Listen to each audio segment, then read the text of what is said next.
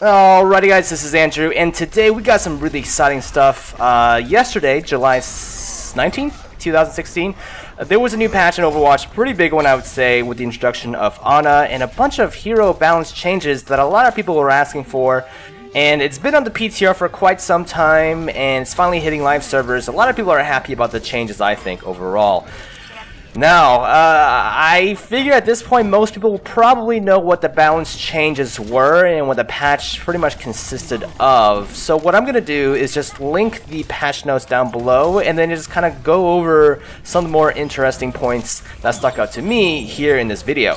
Now, most of the stuff I'm going to be talking about will be hero balance related, though if there's like a specific topic that you guys really want me to talk about, let me know in the comments, and you know, if we have enough people requesting, I will make a video about it. But let's just get right into this, guys. And top of the list for me is the D.Va changes. Now, her defense matrix, I'm sure you guys all know by now, has been changed to be more like Reinhardt's shield. Now before, it was an ability that you would just use, and then it will have a duration, and it'll go away. Not that much flexibility.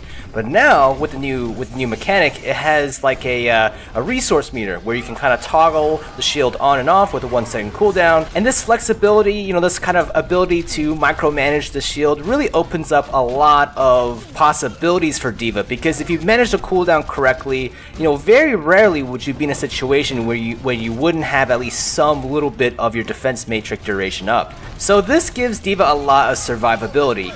Now, the other thing that they decided to add to D.Va's changes would be the self-destruct.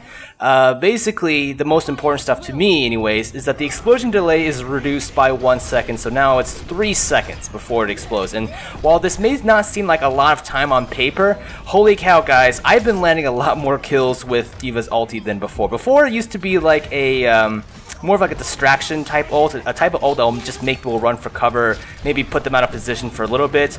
But most people, if they were smart, were able to get away just because it depended so much on line of sight. However, with that 1 second shaved off, I feel like I'm landing a lot more kills because enemies don't have as much time to react. The explosion damage no longer affects D.Va, and I know in the background footage you'll see me have like PTSD and just run away from the explosion, but it doesn't actually kill D.Va anymore. So now you have the option to do damage while you're in pilot mode, which I think is an awesome addition.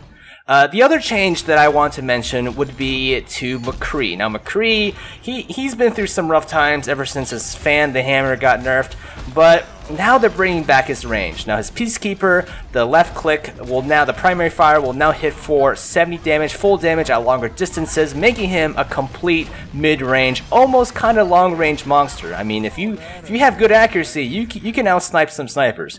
So some people are saying this is a little too powerful, but in my opinion, I think this is a pretty good spot for McCree.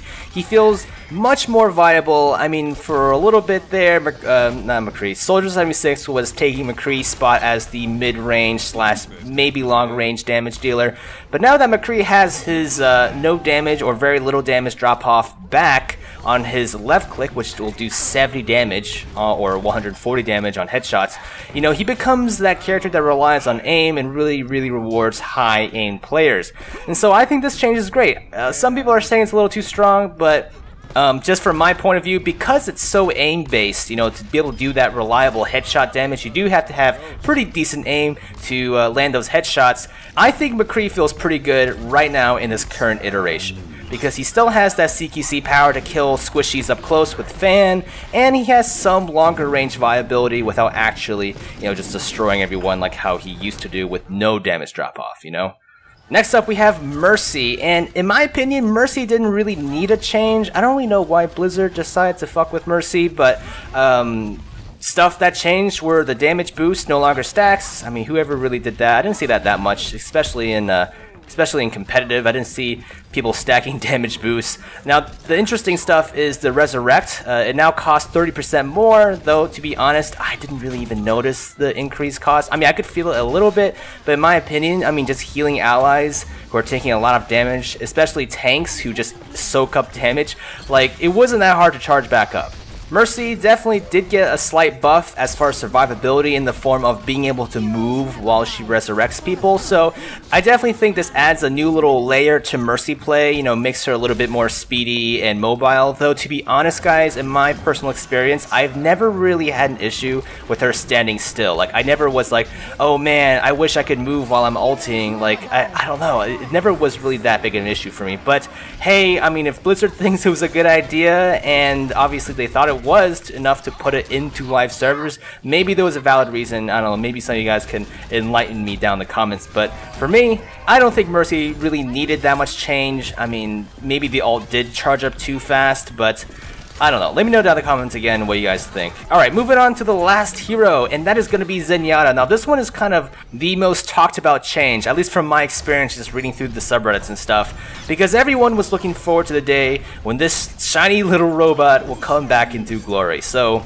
a long time ago, they decided to nerf his orbs to last only 3 seconds outside of line of sight, and now they've kind of taken a different direction with him, right? He was always that... how would I describe Zenyatta? He was always that squishy support healer-ish type guy who did a shit ton of damage. I mean, to be honest, when I first installed Overwatch and I like went through all the different heroes, I was like, alright, I'm gonna learn Zenyatta because he's fucking awesome. Because I love his design, I love that he's a support that can kick some serious ass, and to be honest, I've always had like a soft spot in my heart for this guy. So once I heard that they're buffing this hero, I got really excited. So basically what they've done was increase his health or his HP to 200, giving him an extra 50 shields, which is fantastic because that stuff regenerates. So he's even more independent now. Like, he doesn't even need to be healed that much. You know, most of the time he'll just be able to regenerate his HP. Now, his primary weapon damage was decreased from 45 down to 40, and the alternate fire weapon damage was increased from 35 up to 40. In my opinion, I don't see a point in this, because who the fuck ever used the alternate fire? I don't know, maybe I'll get a lot of hate for this, but I was always a primary fire type guy for Zenyatta. Like, I found that much more reliable as far as landing shots. So I kind of don't like how they nerfed the 45. I guess, yes, you do always have Discord Orb to do that extra damage, but I don't know, I just feel like the damage changes were a little unnecessary. If it was up to me, like if I had to choose between a 175 HP Zenyatta with the original damage of 45 versus this Zenyatta, I'd probably take the 175 Zenyatta, just because I love the damage. Like, any piece of damage on this character, I'll take. The cool thing though is that Transcendence got a massive buff. You move a lot faster when you're using Transcendence, so you can get to the action a lot quicker. Basically, it's actually quite nice because this way you can kind of get into the action a lot faster. Given that Zenyatta shouldn't be in the front lines anyways, it kind of meshes well with his character design. Now, the healing amount was increased from 200 to 300 health per second. Holy shit, that's like really, really strong, guys. The idea behind this, according to them, was that they wanted to make it so that Transcendence can tank a lot more damage. Like, it would basically be an automatic win team fight kind of thing. In my opinion, I don't know if this was necessary, but hey, I'll take it, you know? Like, I never heard anyone complain like, oh shit, Zenyatta doesn't heal enough during his Transcendence. Like, I never really heard those kind of complaints about the character. But hey, look, I love Zenyatta, you guys love Zenyatta, I'm down for more healing. It's just, I wasn't sure. I mean, come on, look, 300 HP per second? That's a lot, dude, that's a lot. And the ulti lasts for like, what, 6 seconds or something? It's a lot of healing, so, I don't know. I'm not complaining, guys, I love Zenyatta, like, these changes are great, but, I don't know, who knows, maybe we'll see Zenyatta get toned down a little bit. Either way, you know, I trust Blizzard will make the right decision as far as balancing heroes and stuff like that. They've been doing a pretty good job overall so far. That's about it for today, guys.